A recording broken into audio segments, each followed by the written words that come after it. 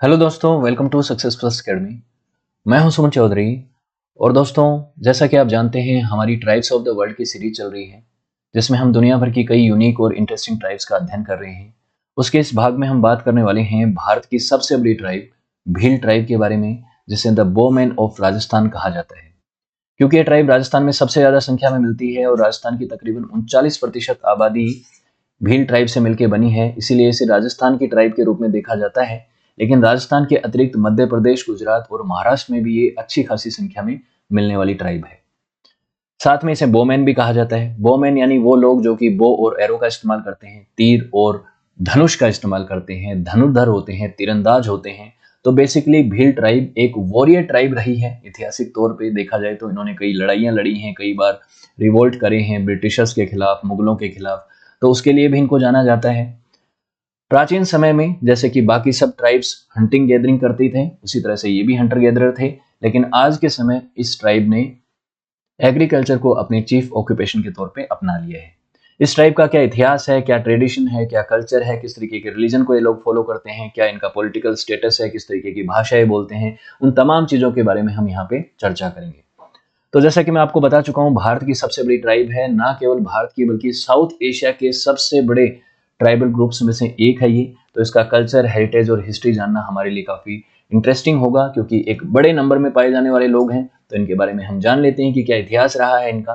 39% आबादी राजस्थान की, जो कि इतना बड़ा स्टेट है, अगर क्षेत्रफल के दृष्टिकोण से देखा जाए तो भारत का सबसे बड़ा राज्य है और उसकी 39% आबादी इस ट्राइब से बिलोंग करती है और भिली भाषा बोलती है। और भिली भाषा की अपनी कोई लिपि तो नहीं है, लेकिन अपना एक डायलेक्ट है और इंडो आर्यन लैंग्वेजेस का एक सब ग्रुप है ये, अगर वेस्टर्न जोन में अगर देखा जाए तो उसे। तो जहां जहां पे लोग रहते हैं, राजस्थान में रहते हैं तो राजस्थानी डायलेक्ट और राजस्थान के साथ इनका डायलेक्ट जो है वो थोड़ा मिक्स हो जाता है। गुजरात में रहते हैं तो गुजरात के साथ गुजराती भाषा के साथ मिक्स हो जाता है। महाराष्ट्र में मराठी के साथ हो जाता है। मध्य प्रदेश में मध्य प्रदेश की जो रीजनल लैंग्वेजेस हैं उनके साथ मिक्स हो जाता है। तो इस तरह से चीजें यहाँ पे हो रही हैं। तो उस तरह से भिली भाषा भी ट्रांसफॉर्म हुई है। अलग अलग जगहों पे जाओगे तो भिली भाषा भी आपको अलग अलग डायलेक्ट में नजर आएगी।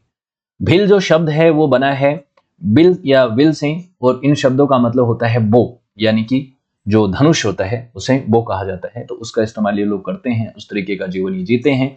आज भी बो और एरो जो है इनके यहाँ पे, इनके घरों में मिल जाएगा आपको। जिस चीज के लिए इस्तेमाल करते हैं, चाहे लड़ाई में या फिर हंटिंग में, किसी भी तरीके के लिए, शिकार के लिए इस्तेमाल ये लोग करते हैं।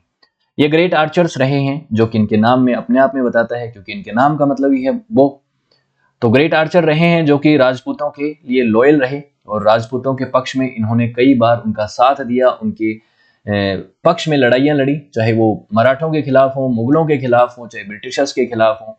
और आपको पता है कि अकबर के दौर में महाराणा प्रताप के खिलाफ जो भी लड़ाइयां हुई, चाहे वो हल्दी घाटी की लड़ाई हो या फिर कोई और लड़ाई हो, उन सभी लड़ाइयों में भिलों ने महाराणा प्रताप का और मेवाड़ का और राजपूतों का साथ दिया।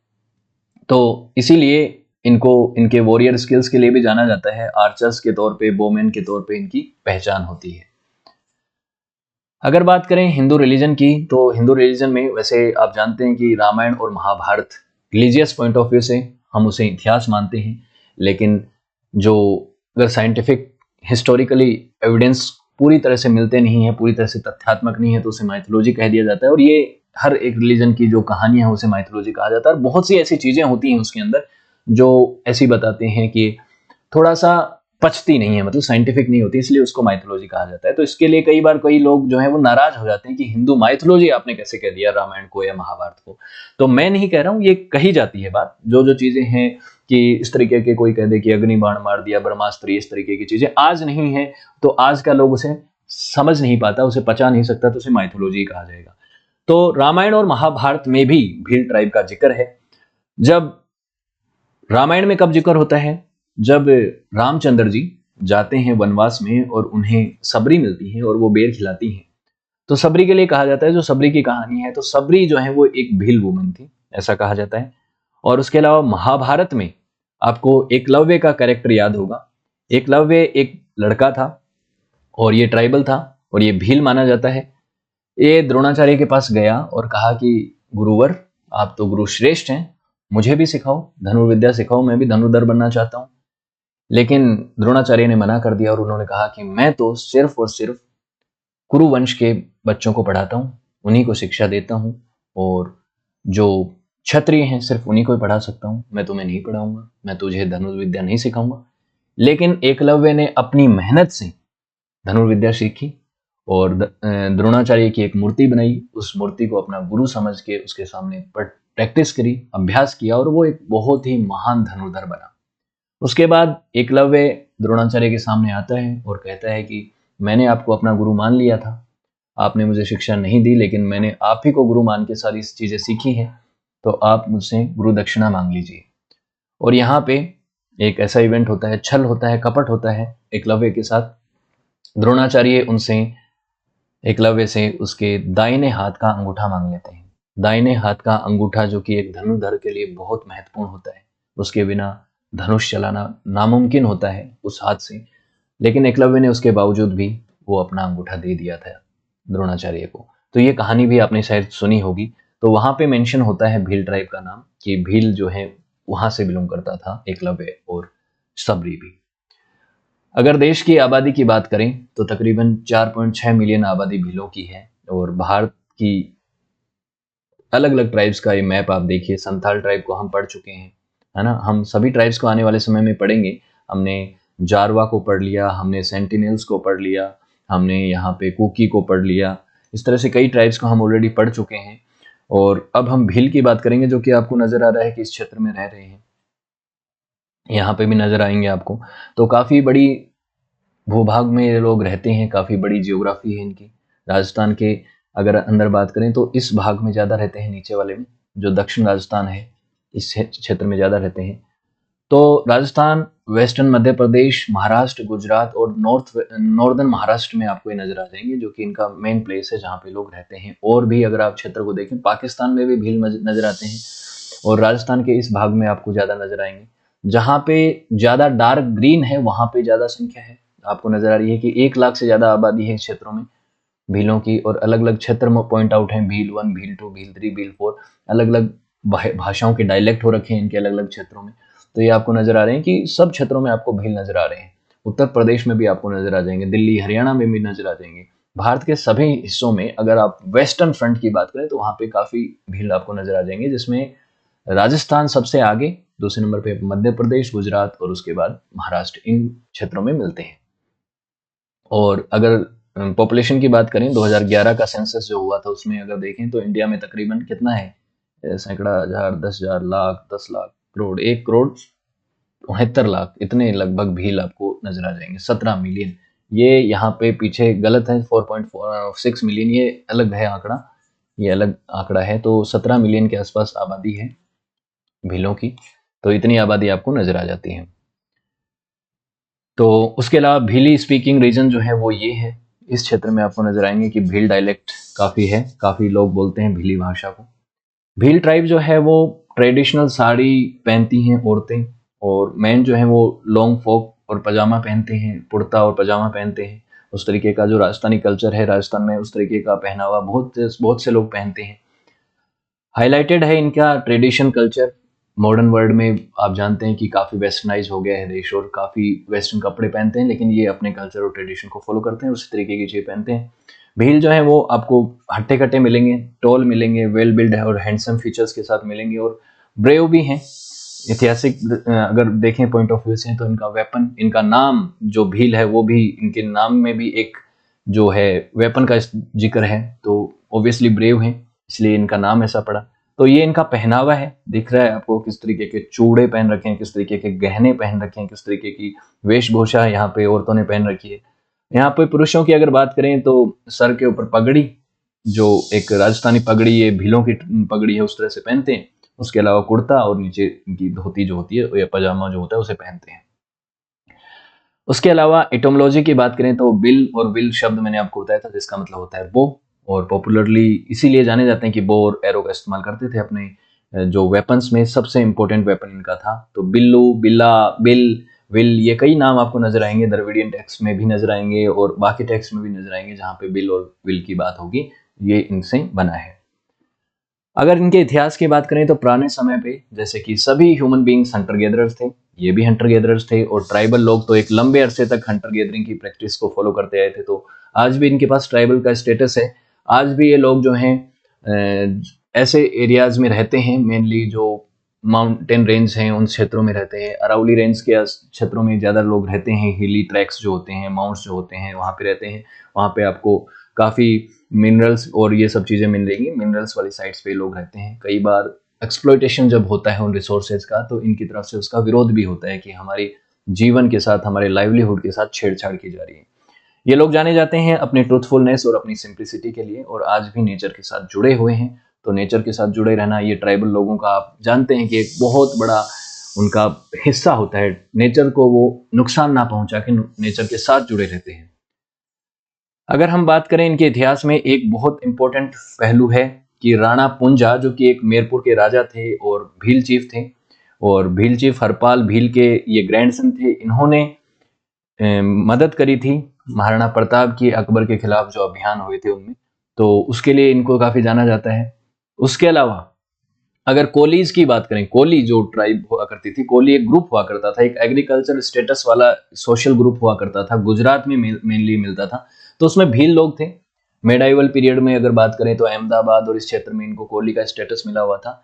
लेकिन कोली लोगों के बारे में एक चीज इनके खिलाफ भी थी, और इनको लोग पसंद नहीं करते थे, स्पेशली जो पावर में थे उस समय, चाहे वो उस दौर के कोई सुल्तान हो, चाहे सल्तनत पीरियड की बात करें तो सुल्तान हो, चाहे वो बादशाह हो, मुगल दौर की बात करें, उसके बाद अंग्रेजों के समय में कॉलोनियल पीरियड में गवर्नर जनरल हो, वो इनको नापसंद करते थे। क्यों? क्योंकि ये उनके बनाए हुए नियम कायदे कानूनों पे नहीं चलते थे, तो आउटलॉ थे और इनको क्रिमिनल्स की तरह ट्रीट करते थे।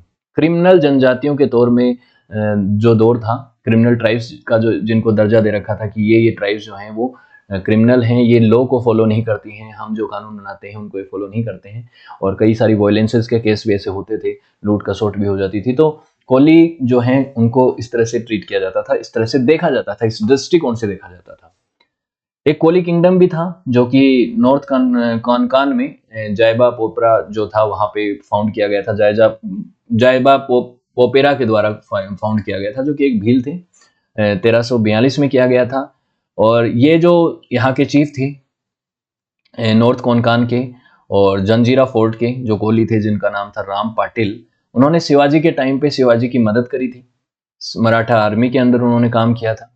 और जैसे कमांडर जो तानाजी मलुसले, जिनका नाम आपने सुना होगा, जिनके ऊपर मूवी भी बनी है, और यस जी कांग, इस तरीके के जो कमांडर रहे हैं, उनके साथ उन्होंने मिलकर लड़ाइयाँ लड़ी हैं। और मुगलों के खिलाफ जब लड़ाइयाँ चलती थी उस समय इन्होंने मराठों का साथ दिया। लेकिन उसके बाद शिवाजी के बाद आगे चल के मराठे जो है राजस्थान के कई हिस्सों में कई बार उन्होंने अटैक किए, इन्वेजन किए। राजपूतों को भी अपना सब्सिडरी बनाने के लिए उन्होंने कई प्रयास किए थे, और कई जगहों पे उन्होंने लूट कसौट भी करी थी। तो वो जो दौर था उस समय इन्होंने मराठों का साथ नहीं दिया था, उस समय मराठों के खिलाफ थे और राजपूतों के प्रति लॉयल थे। ये चीजें रही हैं। तो आपको यहाँ पे नजर आ रहा है कि ये तो वॉरियर भी थे, और एक इनके पास किले भी थे कुछ। यहाँ पे कोनकान वाला जो क्षेत्र है वहाँ पे इनके पास इनका किंगडम भी था छोटा सा, और इनके पास कुछ सेल्फ अथॉरिटी भी थी, ऑटोनॉमी भी थी। ब्राह्मण जो थे उनके Brahman conferred the rank of sardar on Koli chief, तो इनको सरदार की इनको वो भी मिली हुई है, उपाधि मिली हुई है। और दूसरी तरफ हम नजर आते हैं कि वो ट्राइबल थे, और एक पेडेटरी ट्राइब के तौर पे देखे जाते थे, जो कि इधर उधर घुमक्कड़ थे या फिर हंटिंग करते थे, और कई बार उनको एक अग्रेसिव वॉलेंट ट्राइब के तौर पे भी देखा जाता है। तो दोनों ही पहलू हैं, क्योंकि एक काफी बड़े क्षेत्र में फैले हुए थे, गुजरात में अलग, राजस्थान में अलग, महाराष्ट्र में अलग, और मध्य प्रदेश में अलग। तो जो महाराष्ट्र में थे वो भील जो हैं वो शिवाजी के प्रति वफादार रहे। राजस्थान के जो भील रहे हैं वो बाद में जब मराठों का ऐसा दौर आया, जब उन्होंने कंट्रोल करने की कोशिश करी, तो उस दौर में उन्होंने राजपूतों का पक्ष लिया। तो वो जो चीजें हैं वो इसीलिए नजर आती हैं क्योंकि एक ग्रुप नहीं था, अलग अलग क्षेत्रों में फैला हुआ था। तो सब क्षेत्रों में फैला हुआ इतना बड़ा जब ग्रुप है, इतना बड़ा ग्रुप है, वो अलग अलग हिस्सों में अलग अलग तरह से ट्रीट करेगा। ऐसा नहीं है कि कोई एक इन सभी भीलों का लीडर है और उस लीडर ने जो कह दिया उसी तरह से सारे भील काम करेंगे, ऐसा नहीं था और ऐसा अभी भी नहीं है। उसके बाद भील रिबेलियन की बात करें अगर, तो इधर राजपिलाला, मांडवी, भंसडा और धर्मपुर, ये जो प्रिंसली स्टेट थे साउदर्न गुजरात के, इसमें भील राजा हुआ करते थे। और उस दौर में भीलों को एक क्रिमिनल ट्राइब की तरह ब्रिटिश कॉलोनियल पावर जो थी वो ट्रीट करती थी। उनको मानना था कि ये भील जो है ये तो क्रिमिनल ट्राइब्स हैं, और क्रिमिनल ट्राइब्स, इतना क्रिमिनल ट्राइब्स को ये मतलब उनके साथ बुरा व्यवहार करते थे कि इन्होंने क्रिमिनल ट्राइब एक्ट 1871 बनाया, जिसमें इन्होंने कहा कि एक भील को पकड़ के कोई भी कॉलोनियल अथॉरिटी उसको रैंडमली पकड़ सकती है, उसको टॉर्चर कर सकती है, इवन उसको मार भी सकती है बिना किसी रीजन के। रीजन तक नहीं बताना पड़ेगा कि किसी भी भील को रैंडमली पिक करके उसको टॉर्चर करके मारा जा सकता है कॉलोनियल अथॉरिटी के द्वारा। इस तरीके का हीनियस ये एक्ट बनाया गया था, क्रिमिनल ट्राइबल एक्ट बनाया गया था 1871 का। इसका सबसे बड़ा कारण था कि 1857 की क्रांति में और इससे पहले भी कई बार भीलों ने ब्रिटिशर्स की खिलाफत करी और उनके खिलाफ जो है कई बार रिवोल्ट किए, रिबेलियंस में पार्टिसिपेट किया। तो जिसकी वजह से ब्रिटिशर्स जो हैं, जिन जिन ट्राइब्स ने उनकी एक तरह से खिलाफत करी, उन सभी का जो है एक तरह से दबाव में लाने के लिए एक ऐसा एक्ट लेके आए और उनको क्रिमिनल घोषित कर दिया। इनके कह देने मात्र से ये क्रिमिनल तो नहीं हुए ऑब्वियसली, लेकिन ब्रिटिशर्स थे वो, तो उसके दौर में इनको एक तरह से क्रिमिनल घोषित कर दिया और इस तरह से चीजें इनके खिलाफ हुई। बहुत सारे क्राइम्स हुए, बहुत से भीलों को मारा गया। 1881 में मेवाड़ स्टेट में एक म्यूटिनी हुई, भीलों के द्वारा प्रोटेस्ट किया गया, और ये प्रोटेस्ट हुआ था कि एक सेंसस क्लासिफिकेशन के खिलाफ, कि जो सेंसस क्लासिफिकेशन होना चाहिए भीलों के अलग से, उसके खिलाफ नहीं, उसके क्लासिफिकेशन के पक्ष में, फेवर में, कि एक भीलों के अलग से सेंसस हो, उनकी जनजाति का अलग से गणना की जाए। अल्कोहल की मैन्युफैक्चरिंग को रोकने के लिए इन्होंने विरोध किया था, उसके खिलाफ प्रोटेस्ट था। पुलिस और कस्टम्स का जो एस्टेब्लिशमेंट था उसके खिलाफ भी इनका प्रोटेस्ट था, क्योंकि पुलिस जिस तरीके से 1871 के उस कानून का इस्तेमाल करके भीलों को परेशान करती थी, उनको टॉर्चर करती थी, वो इनको नागुजार था ऑब्वियसली। उसके अलावा विच हंटिंग के नाम पे भी ब्रिटिशर्स ने एक ऐसे नियम कायदे बना रखे थे कि इनकी वुमेन्स के साथ टॉर्चर वगैरह होता था, उनको किल किया जाता था विच बोल के, ये सब बोल के। तो इन चीजों की वजह से 1881 में एक म्यूटिनी हुई, जिसको लीड किया था और सपोर्ट किया था गोविंद गुरु जी ने, जो कि गोविंद गुरु राजस्थान के एक बहुत ही इंपॉर्टेंट सोशल और पॉलिटिकल लीडर रहे थे। उन्होंने 1917 में मेवाड़ के अंदर जो गिरासिया एक और ट्राइब है, उन्होंने भी भीलों को ज्वाइन किया था इस इनके स्ट्रगल में, कि जो भी टैक्सेशन हो रखा है और वनों को काटा जा रहा है, फोर्स लेबर करवाया जा रहा है इन ट्राइब्स के द्वारा, तो उससे बचने के लिए, उसको विरोध जाहिर करने के लिए ग्रासियों ने भी इनका साथ दिया, भीलों का साथ दिया था 1917 में। उसके बाद एक बड़ी घटना हुई थी 1913 में। 1908 से एक प्रोटेस्ट चल रहा था इस दौर में, तो एक बड़ा मसाकरे हुआ था, मानगढ़ मसाकरे जिसे कहा जाता है, 17 नवंबर 1913 को। और ये घटना हुई थी जलियांवाला बाग से पहले, इसको भील जलियांवाला बाग कहा जाता है। और 1500 भीलों को मार दिया था यहाँ पे ब्रिटिशर्स ने, बुरी तरह से उनको मार दिया था। और इसके बारे में इतनी चर्चा नहीं होती है, लेकिन ये मानगढ़ मसाकरे जो है, ये भी बड़ा एक बहुत ही बुरा व्यवहार था, और यहाँ के भीलों को इतनी बुरी तरह से मारा गया कि जागीरदार जो थे, ये जो जागीरदार of Mewar had called the British political agents to suppress the mutiny. तो म्यूटिनी को सप्रेस करने के लिए जागीरदार्स ने, मेवाड़ के जागीरदार्स ने बुलाया था इनको, ब्रिटिशर्स को, और उन्होंने इनको बुरी तरह से मारा। फिर उसके बाद भी इनके जो स्ट्रगल है ब्रिटिशर्स के खिलाफ चलते रहे, फोर्स लेबर के खिलाफ, जो टैक्सेशन पॉलिसी थी उनके खिलाफ, और जो उनकी टायरनी चल रही थी राजस्थान और इस क्षेत्र में जहां जहां पे भी भील थे वहां पे, उसका विरोध करने के लिए उन्होंने काफी संघर्ष किया। 1921 में भी किया, आगे भी किया, और भारत की आज़ादी तक उन्होंने किया। तो ये उनका संघर्ष रहा जिसको बार बार दबाया गया। मोतीलाल तेजावत ने भी इनको लीड किया था 1921 में, जब इन्होंने वापस प्रोटेस्ट किया था कि फोर्स लेबर और इनके खिलाफ, तो मोतीलाल तेजावत ने इनको लीड किया था, एक ही मूवमेंट को भी उन्होंने सपोर्ट किया। उसके अलावा 1924 में इनके खिलाफ एक और नियम लेके आए गए कि क्रिमिनल ट्राइब्स को एक और एक्ट लेके आया गया कि किसी भी तरह से ट्राइब्स को कंट्रोल किया जाए। तो ये मेनली वैसे बंगाल के द्वारा वहां से आया था, लेकिन फिर भी यहाँ सब जगह लागू हो रहा था। उसके बाद भारत की आजादी के बाद भीलों को ट्राइब का दर्जा दे दिया गया, एक जनजातीय स्टेटस दे दिया गया, स्केड्यूल्ड ट्राइब, जो कि हमारे रिजर्वेशन का जो सिस्टम है, ST, ST, OBC, general, EWS अब हो गया है। तो उस तरह से जो एक आप क्या कह सकते हैं, पॉजिटिव क्लासिफिकेशन जिसको कहा जाता है, कि जो दबे कुचले लोग हैं समाज के, उनको ऊपर उठाने के लिए रिजर्वेशन दिया जाता है, तो उसमें इनको ट्राइब का स्टेटस दे दिया गया। लेकिन आजादी के बाद से ही, और ये जो मानगढ़ मसाकरे हुआ था 1913 में, उसके बाद ही जो सोशल रिफॉर्मर्स थे, गोविंद गुरु जैसे, उन्होंने एक नोशन तैयार किया था। उन्होंने कहा था कि ट्राइबल्स के लिए अलग स्टेट होना चाहिए। ट्राइबल्स का अपना कल्चर, ट्रेडिशन है, अपने रूल, नियम कायदे हैं, तो उनके लिए अपना एक अलग स्टेट होना चाहिए। तो वो डिमांड चलती आ रही थी और भारत की आज़ादी के बाद भी ये डिमांड कंटिन्यू रही। तो भारतीय ट्राइबल पार्टी जो बीटीपी है, उसने ये एक वो रखा था, अपना मैनिफेस्टो रखा, और उनकी ये डिमांड थी, और डिमांड अभी भी है, कि भीलों के लिए एक सेपरेट स्टेट बनना चाहिए जिसमें 39 डिस्ट्रिक्ट्स होने चाहिए, जिसमें से 16 तो गुजरात के हों। गुजरात में से 16 डिस्ट्रिक्ट मिले उन्हें, 10 राजस्थान में मिले, 7 मध्य प्रदेश में मिले और 6 महाराष्ट्र में मिले। ऐसे करके 39 जो है ये एक भील प्रदेश बन जाना चाहिए 39 जिलों से मिलके। तो इस क्षेत्र के अंदर इस तरीके का भील प्रदेश बने, इस चीज की डिमांड है, ठीक है। लेकिन ये डिमांड जो है, इसको स्वीकार नहीं किया गया कभी, और इसका स्वीकार होना बड़ा मुश्किल लग रहा है, क्योंकि अभी तक इसके ऊपर कोई मेन स्ट्रीम में कोई ऐसी चर्चा है नहीं। अब ये देखिए, ये जो मैप है, ये मैप गड़बड़ है। यहाँ पे जिस किसी ने मैप बनाया है वो मैप गड़बड़ है, लेकिन इस तरीके का सेम मैप नहीं मिल रहा था, तो मैंने इसका इस्तेमाल कर लिया। ये भारत का हिस्सा है, चाहे एक्साई चिन्ह हो, भारत है, चाहे चाइना ने इसको इलीगली ऑक्यूपाई किया हो, और ये पीओके जो पाकिस्तान ने इलीगली ऑक्यूपाई कर रखा है, ये भी भारत का हिस्सा है। तो 2011 की जनसंख्या के हिसाब से जिसने भी ये मैप बनाया, उस मैप को इग्नोर करके आप देखिए कि कहाँ कहाँ पे कितनी ट्राइब्स रहती हैं। तो इस सब क्षेत्रों में ट्राइबल ग्रुप्स आपको नजर आएंगे। नॉर्थ ईस्ट की ट्राइबल ग्रुप्स अलग हैं, दक्षिण भारत के अलग हैं, और वेस्टर्न फ्रंट के अलग हैं, ईस्ट के अलग हैं, और ये सभी ट्राइब्स आपको नजर आ जाएंगी। तो ट्राइब्स का दर्जा मिला हुआ है भील्स को, चाहे आंध्र प्रदेश की बात करें जहाँ पे कम संख्या में, छत्तीसगढ़ में भी हैं, गुजरात में भी हैं, कर्नाटका में भी हैं कुछ भील्स, मध्य प्रदेश, महाराष्ट्र और राजस्थान में तो ऑब्वियसली हैं ही हैं, त्रिपुरा में भी हैं। तो इन सभी क्षेत्रों के अंदर जो सरकारें हैं वहां पे, उन्होंने पॉजिटिव डिस्क्रिमिनेशन के आधार पे इनको रिजर्वेशन जो प्रोग्राम है भारत का शेड्यूल ट्राइब का, उसके अंदर इनको शामिल कर रखा है। प्रेजेंट सिनेरियो यही है, भील प्रदेश की डिमांड बिल्कुल भी मानी नहीं गई है।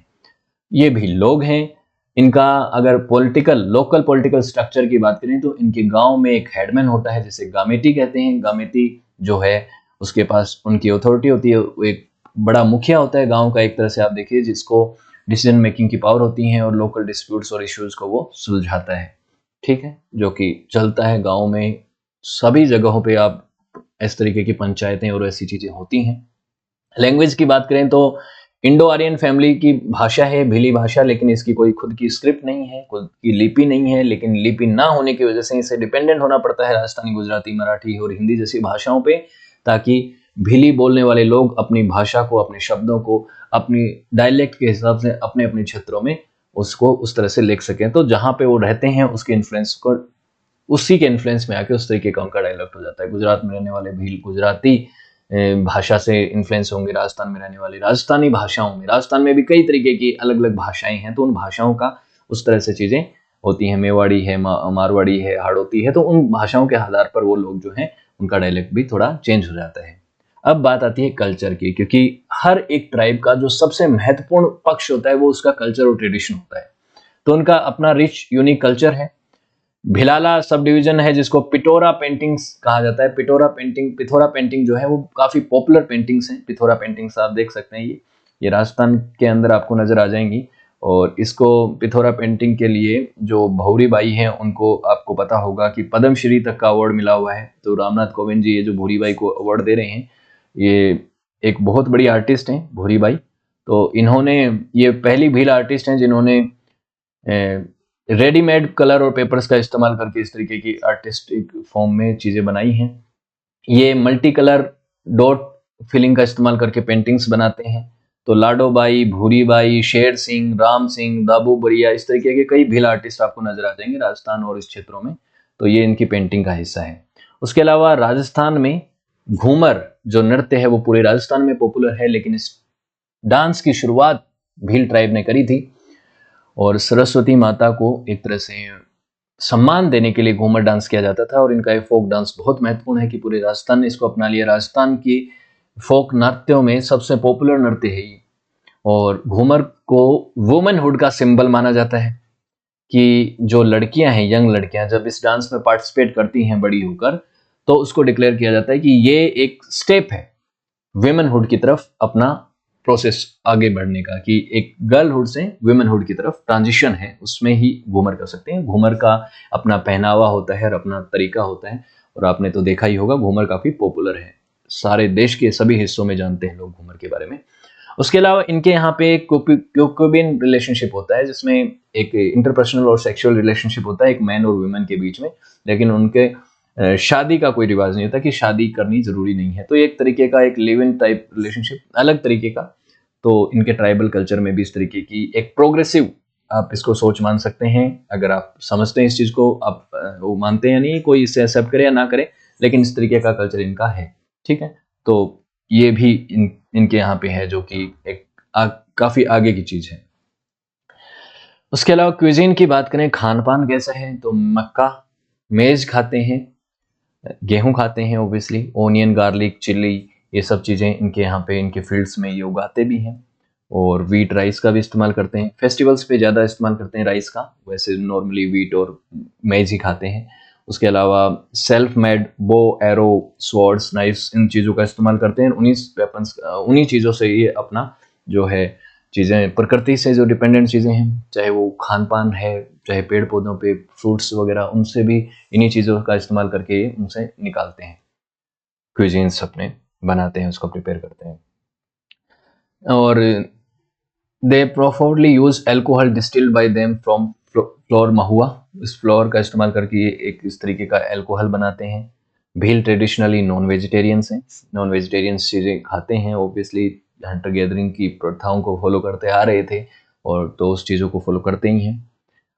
ड्रेसेस की बात करें तो पगड़ी, अगरतला, अगरखा, धोती, गमछा, ये तो मेन पहनते हैं। विमेन साड़ी और घाघरा चोली पहनती हैं, तो वो आपको कई तस्वीरों में भी नजर आ ही गया है किस तरीके का पहनावा है पुरुषों का, किस तरीके का पहनावा है महिलाओं का।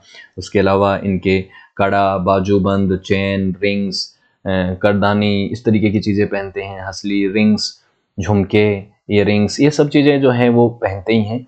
तो इनका एक आपको डिटेल में, अगर आप तस्वीर को देख रहे हैं, तो किस तरीके का चूड़ा है, किस तरीके के गले में और हाथों में किस तरीके के जेवर पहन रखे हैं, वो आपको नजर आ रहा होगा, ठीक है। टैटू भी बनवाते हैं, लेकिन women folk do tattooing generally before marriage, शादी से पहले टैटूइंग की यहाँ पे कल्चर है, तो वुमेन्स जो है वो टैटू भी बनवाती हैं। अगर बात करें यहाँ पे, मैंने आपको टैटू बनवाने वाली एक और जनजाति के बारे में पढ़ाया था, कहाँ की ट्राइब थी वो बताइएगा कमेंट सेक्शन में। टैटू